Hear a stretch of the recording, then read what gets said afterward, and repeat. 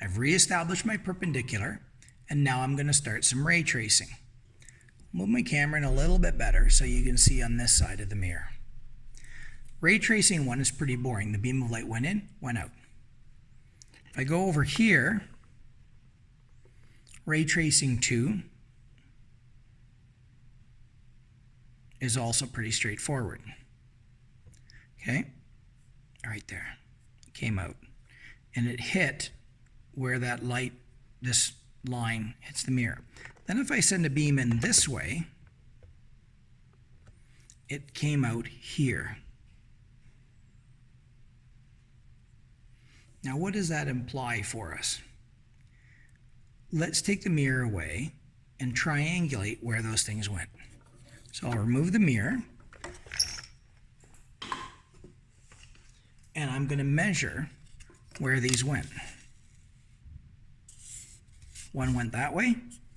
This one went in, bounced, and came back. So a lot of times the textbooks will show this. It'll show a beam going in, and then it will move over a little bit and show a beam going out, so you can see the two. But in reality, the beam simply went in and went out, like that.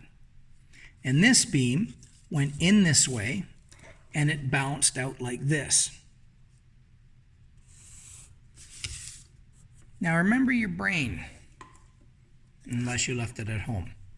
If I have an explosion, you can determine the center of the explosion because your eye can go, I know where the center of that is. But if you're only seeing this,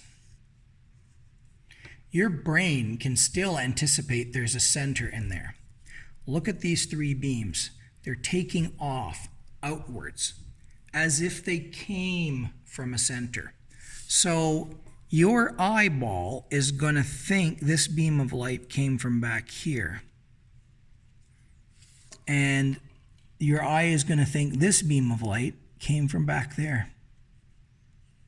And your eye is going to think this beam of light came from behind the mirror there. Your eye will perceive the ricocheted light as coming from back there. And not surprisingly, that's 1, 2, and 3/4 inches. It's easier to see the inches side.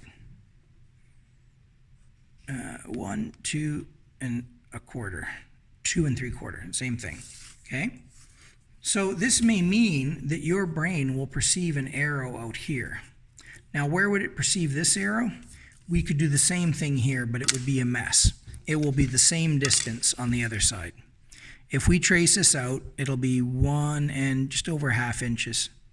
So it's going to be just over 1 1/2. It'll be about here. So your brain is going to compose an impression of an object there in the mirror image. Now can we prove I'm right? Watch this.